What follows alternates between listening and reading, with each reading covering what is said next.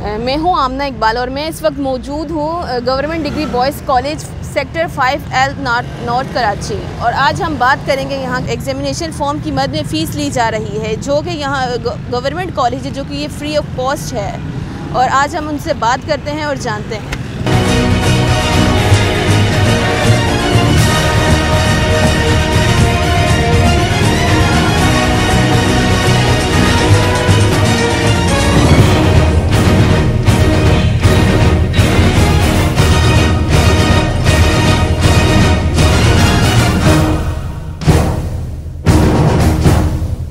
पहले ये फॉर्म जो है हमने 100 रुपये का लिया था, लेकिन अब जो फॉर्म की जो बता रहे हैं 300 रुपये फ़ीस बता रहे हैं। ये फॉर्म बच्चे ने जो है मैक्सिमम 150 का लिया था और बाकी उसके बाद जो इसके ऊपर जो अदरवाइज जो चार्जेस हैं वो 3100 रुपीज़ है, जो कि इस पर